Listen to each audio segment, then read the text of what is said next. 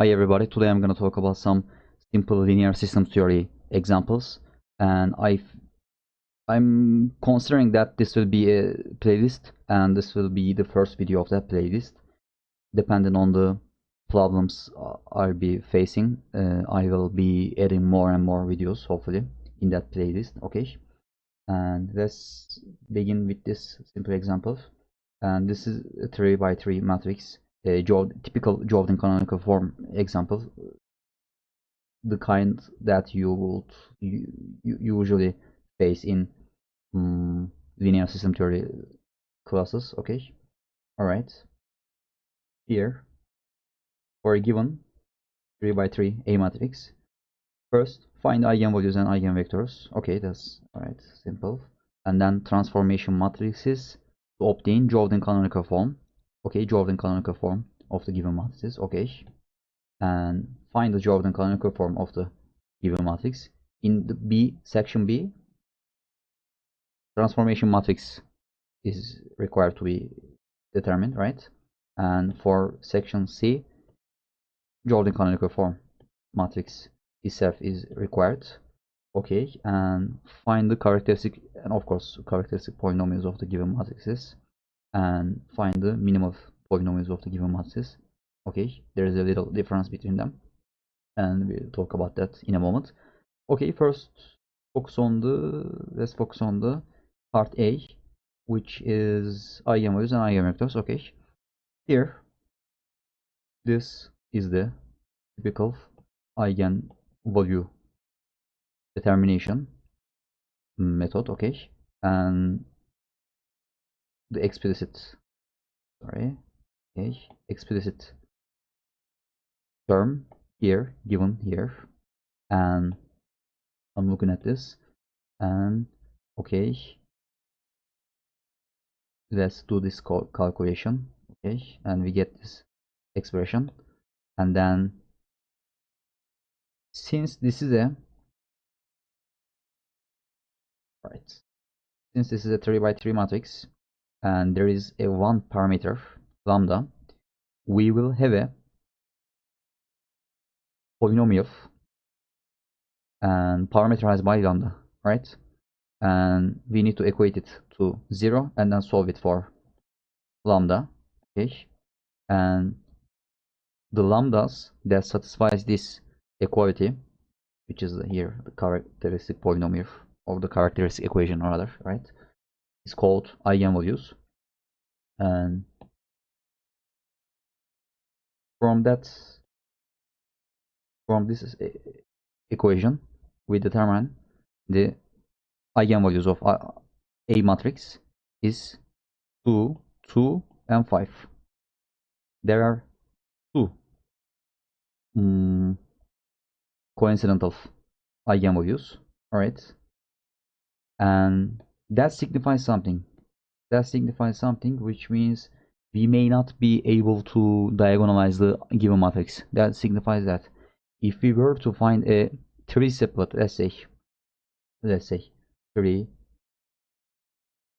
rather 2, 3, and 5, let's say, if the eigenvalues of that or the spectrum of the given matrix were determined as this, right? And we will say, yeah, since they are distinct eigenvalues of matrix A, in that case, we will be able to diagonalize A matrix. That would mean that, okay, since not all of the eigenvalues are distinct, okay, that signifies we may have to only be satisfied with the Jordan canonical form. Okay, that was a long detour. And here there are two different eigenvalues, 2 and 3. Alright, and let's mount a little more. Okay, alright, I'm looking at the screen, and yeah, you should be able to read. Okay, and yeah, basically says that the statement that I just made, right? If there were 3 distinct eigenvalues, we will say that directly that the matrix A can be diagonalized. Okay, that's alright. And I'm looking at this, and here a long explanation, but let's not focus on that right now. And let's check the dimension of that case, right? Meaning, since there are two eigenvalues, right? And in that case, we would like to find two linearly independent eigenvectors that correspond to that eigenvalue 2. Okay. Alright, that's a serious tongue twister, but let's go. And let's check first if we can find two separate linearly independent eigenvectors. And here the dimension is 1. Alright. And meaning we will not be able to find that. Okay. And for that we can simply use, yeah, of course, for that type of operation we would be using matlab, of course. Okay. And I'm looking at this. We can at this point conclude that A cannot be diagonalized, and we cannot only find, we can only, that is wrong, we can only find its Jordan canonical form, JCF, right? Alright. And alright, let's check the eigenvalues of that corresponds to lambda 2 first, and then the eigenvalue that corresponds to lambda 5. And since we determine this, this is 1, right? We will be only able to find one eigenvector, alright? Alright, let's look at this. So at the moment, let's not focus on this, alright? Let's just focus on here, this part, right? I use that kind of formation to put all of the statements in one page. Actually, maybe that was not the greatest idea. Anyway, and here we're focusing on the lambda equals 2, right? And here eigenvector is basically computed using this operation, right? Null space of this term, a minus lambda identity. Okay. And here 1 0 0 vector is computed. Okay. And here let's call this v1. Alright, let's call this v1. So we have lambda equals 2, and we have lambda equals 5. We have v1 and w1. Alright. By the way, let's quickly find the eigenvector that corresponds to lambda equals 5. Alright. And here, using this operation, we can determine the eigenvector that corresponds to this eigenvalue is 1 0 1. Okay. So I'm looking at this, and since there are two same eigenvalues, right? We need to find one eigenvector, generalized eigenvector is called, right? And that's associated with v1. Okay, so we have v1, and we also have w1. We call it w1, all right, for the ease of notation, right? And at this point we need to find v2. Okay, so how would we go about doing this, right? And the necessary equality that v2 needs to satisfy is given by this. Okay, and we have v1 and we need v2, right? We need to find v2, and if we directly try to find v2, that will be maybe annoying, say the least, right?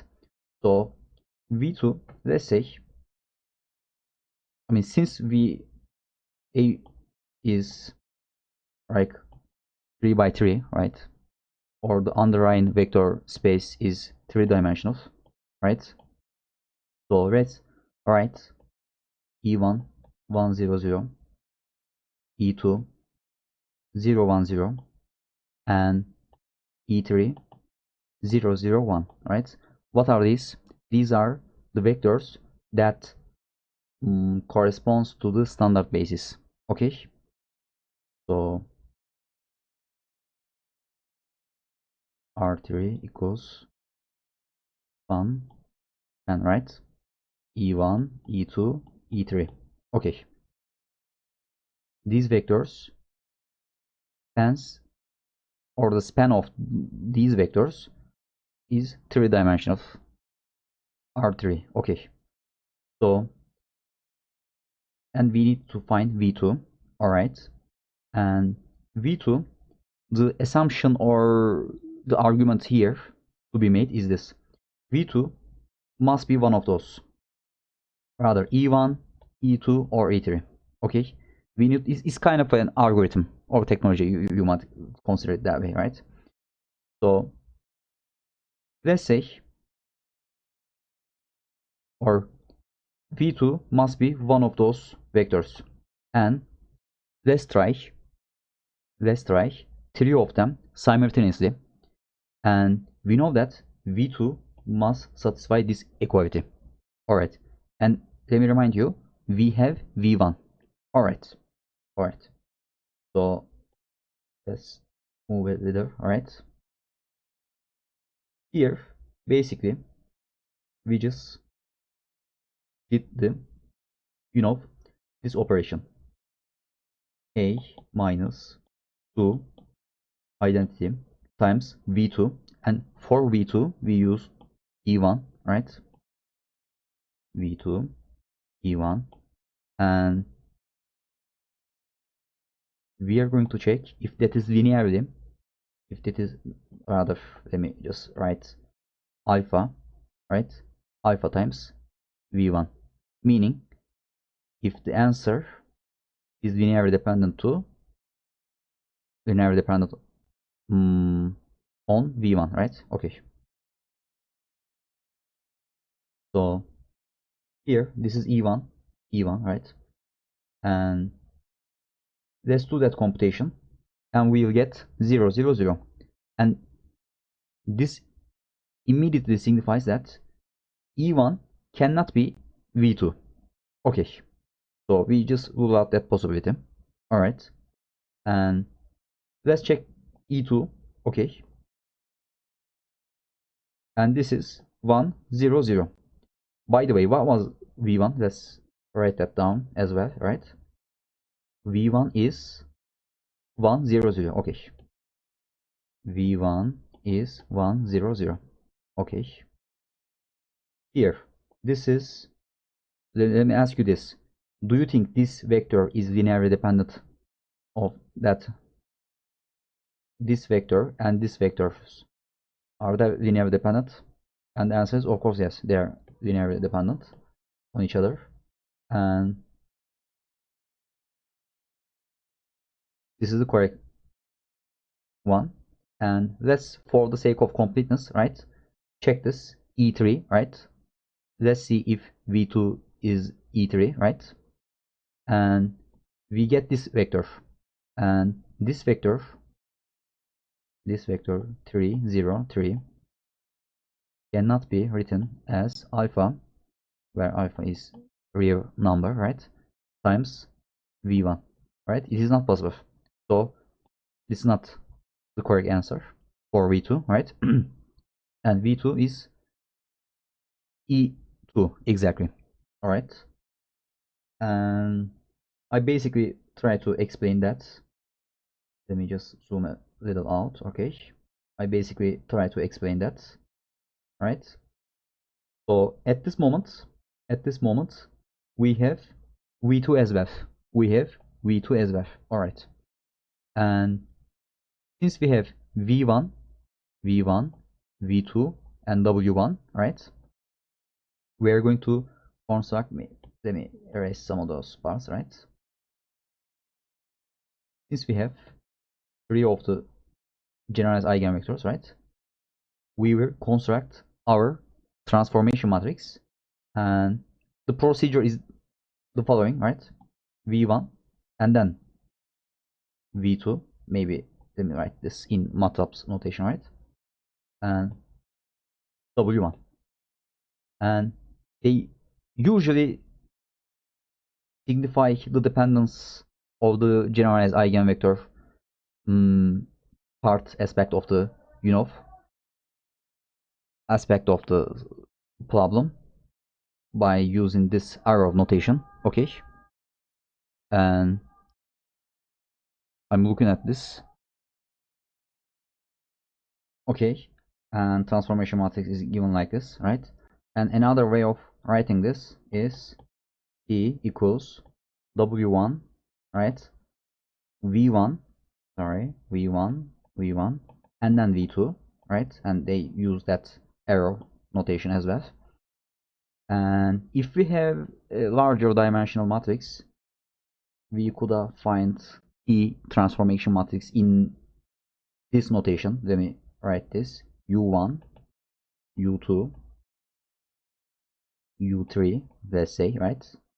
And V1, V1, V2, and maybe 1, W1, right? W1. And in that case, we will have a 6 by 6 matrix, right? And 3 Jordan blocks, I guess. And let me just delete this, that it's just for the notation of aspect of the study. And so we have all of the vectors, right? And we can construct E transformation matrix now, right? So let's do that. Here we just write in that form, right? And so we have E transformation matrix, and if we have the transformation matrix at this point, we can just simply, this is a similarity, let me write this: similarity transformation, right? And we basically transform the given A matrix by using that transformation T matrix, and we determine, if we do that, of course you would use matlab for that kind of notation. Even for 3 by 3, that's cumbersome to do so, right? And here we can see there are 2 blocks, right?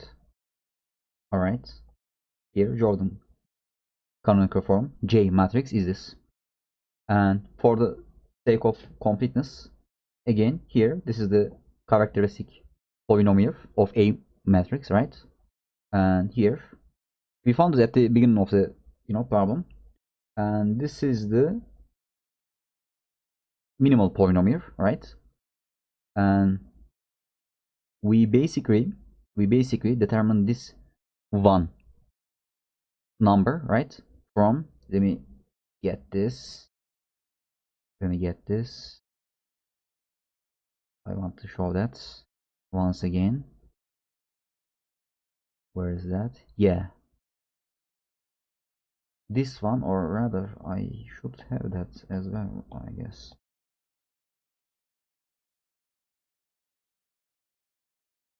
Yes, this one.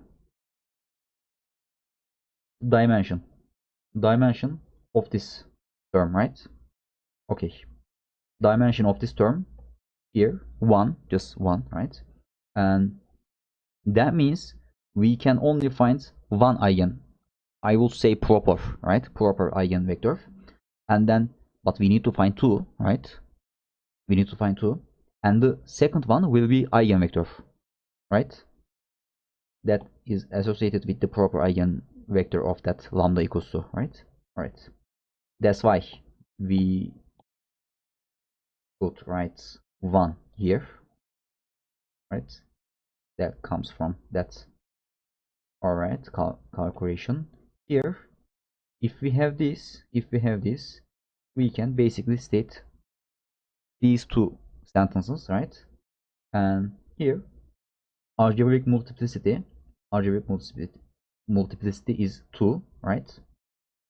And geometric multiplicity is 1. Okay, let me read that. And then here algebraic multiplicity is 1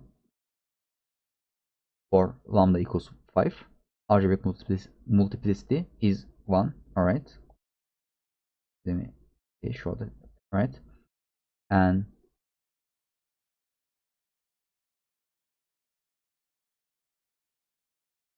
all right, 1. And geometric multiplicity is 1 here. I'm so sorry, I couldn't do this verse, I guess. Okay, let me just start from sketch. Okay, all right. Algebraic multiplicity 2, right? When we say algebraic multiplicity, we just look at the characteristic polynomial.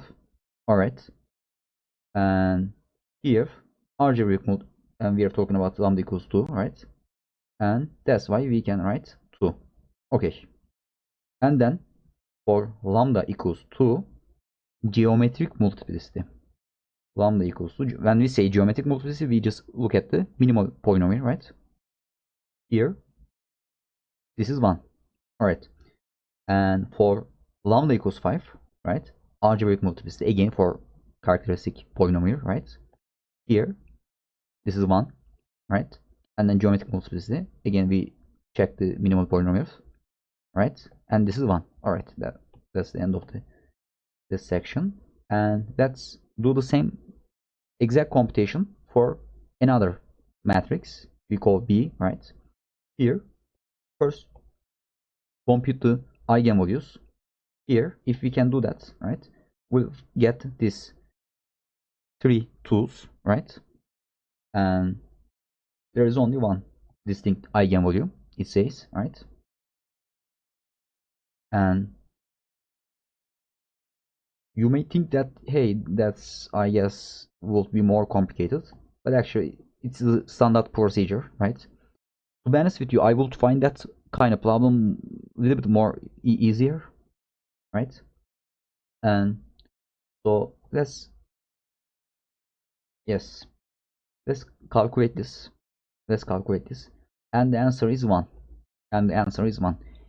If we could find it 3, right, that will indicate, hey, we can find 3 linearly independent and eigenvalues, right, and that are distinct, right, that correspond to lambda equals 2. And we will say that B math, by the way, this is wrong. This must be B. This is, all right. Wow, this is embarrassing. All right, say this anyway. This, if you see A, it is B at this point. Okay, all right, here. And yeah, in that case, if we were to find 3, we would say that B matrix can be diagonalized, and we would go about diagonalizing it, right? Okay, and that is 1, which means we will find one proper eigenvector that corresponds to lambda equals 2. All right, let's go and find that proper eigenvector, right? Okay, here, by simply doing this calculation, we get this. Let's call it v1. Okay, v1, this eigenvector, right? And again, we need to find, right? We need to find, and I guess there is another important detail, but I hope I'm not missing anything. Okay, we have v1, right? And then we will check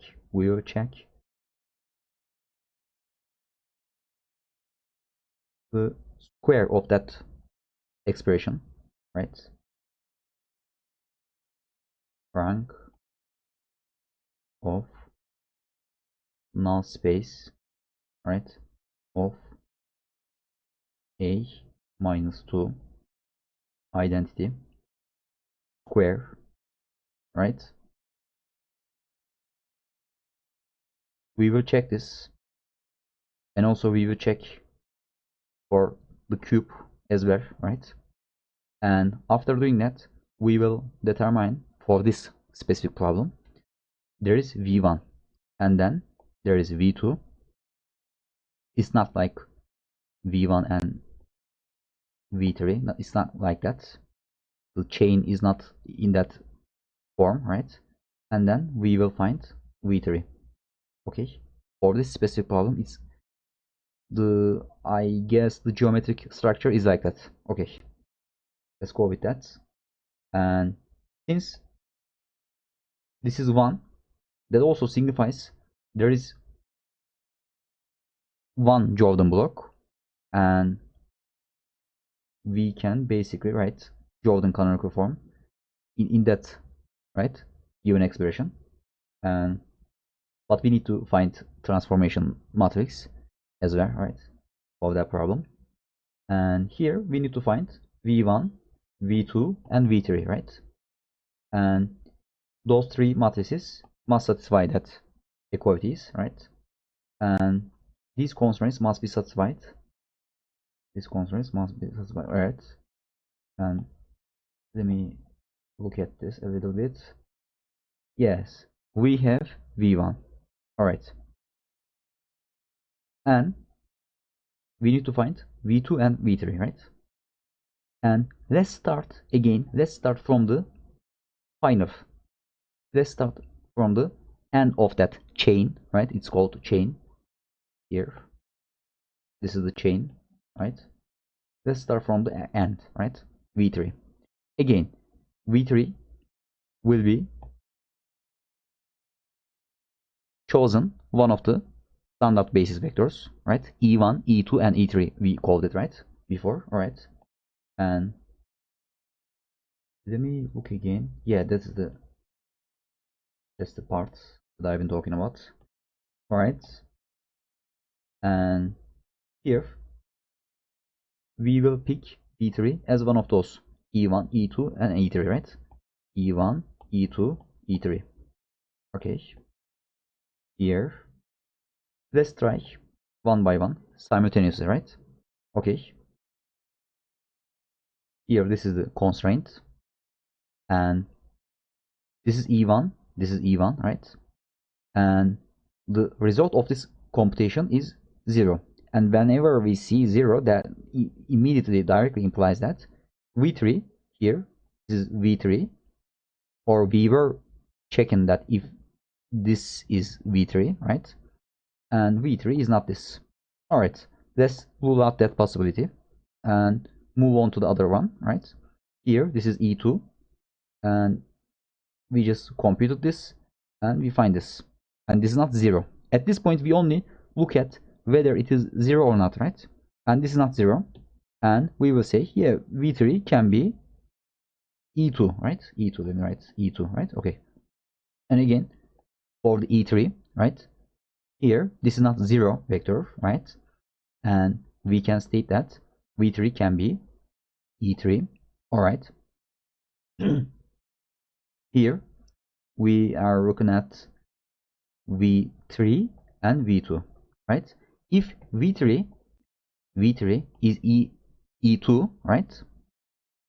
And in that case, I'm looking at this here. This is e2, and this comes from this expression, right? This is really messy right now, and let me hit that. All right. And here v3 can be e3, right? Here this is v3. We write first v3 and then v2, construct that pair, right?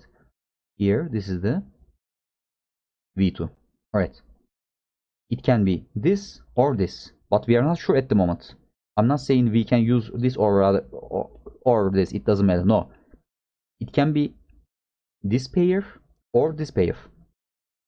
We still need to determine which one is the correct one, right? And again, for that we need to determine v1 by using v2. All right, and we have two v2 vectors, right? Two v2 candidates, I should say. All right, here let me substitute, right? And here this is 1 2 0, right? And this is 0, and we know that v1 is not 0, or not one of those vectors can be 0, right? And we immediately conclude that v2 cannot be this vector, meaning this pair is not possible, right? So there is only one option, right? And here this is the pair, correct pair. All right, and what is v1, by the way? Let me check this. What is v1? I'm looking at this, and v1 can be this, right? Okay, and we use original v1, right? Okay, and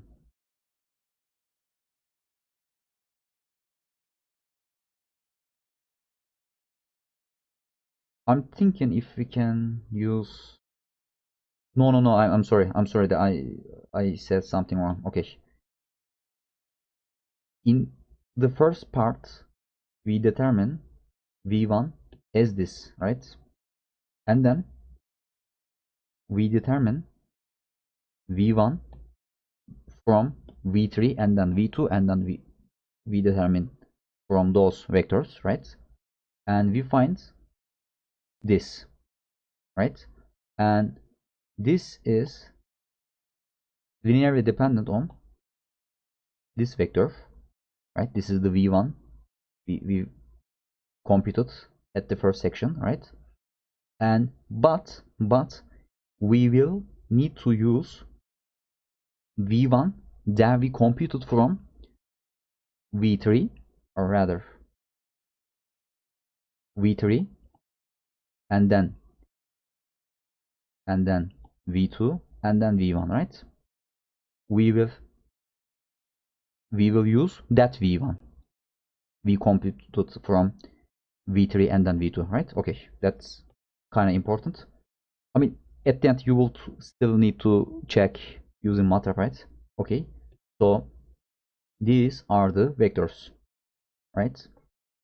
And transformation matrix, in that case we would write first the proper eigenvector, right? And then v2 and then v3. Let me close that. And here this is the notation. Arrows indicate that. Yeah, I didn't think about that actually. Maybe arrows kind of indicate you should start with from v3 and then you should compute v2 and then v1. Maybe that is the enough catch. And so let's construct transformation matrix here, right? v1, v2 and v3, right? Okay, and then let's again, we have already determined Jordan canonical form for matrix, right? But let's check if that is the correct answer, right? If there is something wrong with the computation. And again, if we do that, we will find, yeah, there is nothing wrong with the operation, right? Here, this is the transformation matrix. By the way, this is, I made a mistake. This is like, this is the transformation matrix. This is not correct. This is the transformation matrix, and this is the Jordan canonical form. Okay. Wow, a lot of typos. Okay.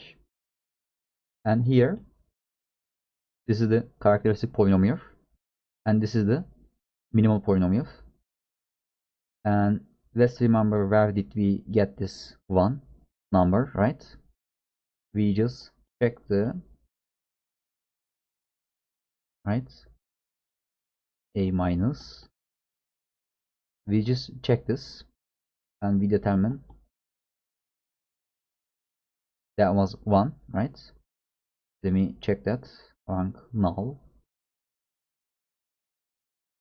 Yes, this is correct. Here, this is the part. Alright. Moving on. And okay. So again, the final sentence, right? For lambda equals to the algebraic multiplicity. When we see algebraic multiplicity, we immediately think characteristic polynomial. Here, lambda 2 and algebraic multiplicity is 3. Okay. And geometric multiplicity, when we see geometric multiplicity, we should think about the minimal polynomial. And here, this is 1, right? So I guess, yeah, this is it, right? And I'm going to record the other one. Okay, thanks for watching. A quick matlab aspect of the problem that we covered earlier, right? And I'm making this just for the completeness. Here, this is the A matrix that we use in the part B, or the first part of the problem 1, right? Here, this is matrix A. Let me just write that. Okay, and let's first check the eigenvalues, right? This is, you can consider this as a like semi-analytical approach, right? This is not 100% computer based, but right, not, of course we're not making the computations using paper and pencil, right? All right, let's check the eigenvalues. It is 2, 2 and 5. All right, so at this moment we can conclude that the algebraic multiplicity of the eigenvalue 2 is 2. All right, and let's do that. By the way, that R is for rational, right? And this is a really important command. Actually, you should use that whenever you get the chance, right? So we are basically looking at the eigenvalue, proper eigenvector that corresponds to lambda equals 2, right? This will going to give me that, and this is 1, 0, 0, and I'm going to name that v1, right? v1, because I know that I should get 2 eigenvectors from lambda equals 2, right? And I'm naming that v1. All right, here I'm now looking at the eigenvector of 5, right? Lambda equals 5, and this is 1, 0, 1, right? I'm going to name it w1. All right, so at this moment, since we have 2, right? The algebraic multiplicity is 2. We will need to focus on lambda equals 2. So we need to find v2 vector, right? And let's do the same logic here, apply the same logic, right? Here, and this is e1, right? Let's check this. What is that? This is 0, 0, 0. All right, and 0 matrix indicates v2 is not e1. This is e1, right? This is e1, and all right, let's check this if to see if v2 is e2, right? And this is not 0, this is 1, 0, 0. All right, and what was v1? v1 is 1, 0, 0, and this vector and this vector, right, they are linearly dependent on each other, right? And therefore we can conclude that v2 can be e2, right? And let's check this, and whether v2 is e3, right? And we can see 3, 0, 0. All right, I'm asking you this: can we obtain this vector by multiplying some alpha scalar, right, with v1? And the answer is no. Since the answer is no, right, and the answer is no for that part as well, v2 is e2, or rather 0, 1 0. Okay, here I'm going to write this. Okay, and again, let me remind you this. There is some important detail here. What is the answer? The answer is 0. I'm sorry, 1 0 0, right? And what was the v1? 1 0 0. All right. If we were to find, if you find that, for example, let's consider that scenario, right? 2 0 0. In that case, we will say that, hey, you can obtain this vector by multiplying some scalar with this v1, and you would use, if this were 2 or 5, let's say 5, okay, let's say 5, and you would use not 1 but 5, okay, here. But this is a little annoying coincidence, actually, right? It kind of impedes the learning process, I guess. But thankfully we have B matrix, another example, right? That signifies that aspect, right? Okay, so we can rather arrange our eigenvectors, right? Here this is v2, right? All right, here this is the transformation matrix, again v1 v2 and then w1, right? Here this is the similarity transformation, and we can see this is in Jordan canonical form. All right, this is perfect. However, we can also construct transformation matrix in this form. First w1 and then v1 and then v2, right?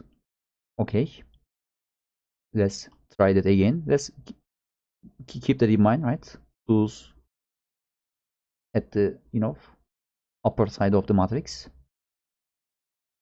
Here the 2 part is located on the lower side of the matrix, right? Jordan canonical form. All right, that's great. Let's now do that clearer. All right, let's focus on the B matrix, right? If you check, this is the correct B matrix that we use in that problem, right? Here let's define that. All right, and let's check the eigenvalues, right?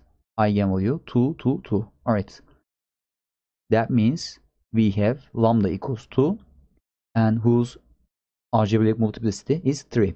Okay. And let's check this.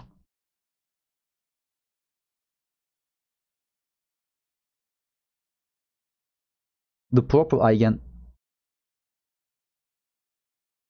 I wanted to actually, you know what, I wanted to, let me just write something, rank, right?